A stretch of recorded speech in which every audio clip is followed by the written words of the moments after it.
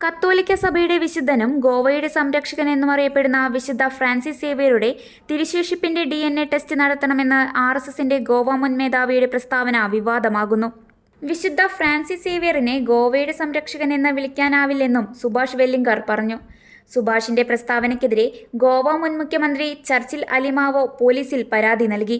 സാമുദായ സൗഹാർദ്ദം തകർക്കാനുള്ള ബോധപൂർവമായ ശ്രമം നടത്തുന്ന സുഭാഷിനെ അറസ്റ്റ് ചെയ്യണമെന്നും അലിമാവോ ആവശ്യപ്പെട്ടു. ഇക്കഴിഞ്ഞ ദിവസമാണ് RSS നേതാവ് വെല്ലിംഗർ വിശുദ്ധ ഫ്രാൻസിസ് സേവ്യറിനെതിരെ വിവാദ പരാമർശം നടത്തിയത്.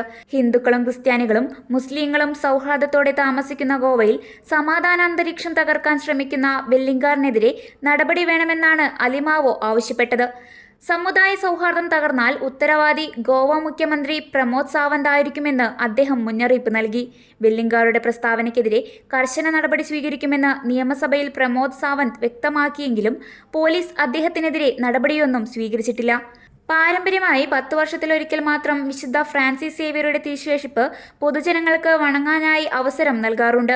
പരസ്യ വണക്കത്തിനായി വിശുദ്ധ ഫ്രാൻസിസ് സേവ്യറിന്റെ തിരുശേഷിപ്പുകൾ ഗോവയിൽ പനാജി നഗരത്തിനടുത്തുള്ള നല്ല ഈശോ ദേവാലയത്തിലാണ് സ്ഥാപിച്ചിരിക്കുന്നത്.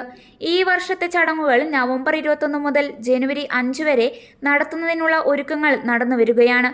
ഇതിനിടയിലാണ് പ്രകോപനപരമായ പ്രസ്താവന സംഘപരിവാർ നേതാവിന്റെ ഭാഗത്തു നിന്നുണ്ടായത്. കത്തോലിക്ക സഭയുടെ നേതൃത്വത്തിൽ നടന്ന മതദ്രോഹ വിചാരണയുടെ ഭാഗമായി അടിച്ചമർത്തലും അതിക്രമങ്ങളും നടത്തിയവർക്ക് വിശുദ്ധ പദവി നൽകാൻ പാടില്ലെന്നാണ് വെല്ലിംഗറിന്റെ നിലപാട്. ചരിത്രപരമായ ഈ വസ്തുതയുടെ അടിസ്ഥാനത്തിൽ ഫ്രാൻസിസ് സേവ്യറിനെ ഗോവയുടെ സംരക്ഷകനായി അംഗീകരിക്കാനാവില്ല.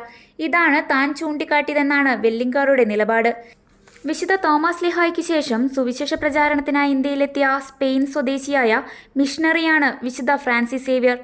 1512 രോഗം ബാധിച്ചു മരണമടഞ്ഞ വിശുദ്ധ ഫ്രാൻസിസ് സേവ്യറിന്റെ ഭൗതികദേഹം അടക്കം ചെയ്തിരിക്കുന്നത് ഗോവയിലെ നല്ല ഈശോ കത്തീഡ്രലിലാണ്.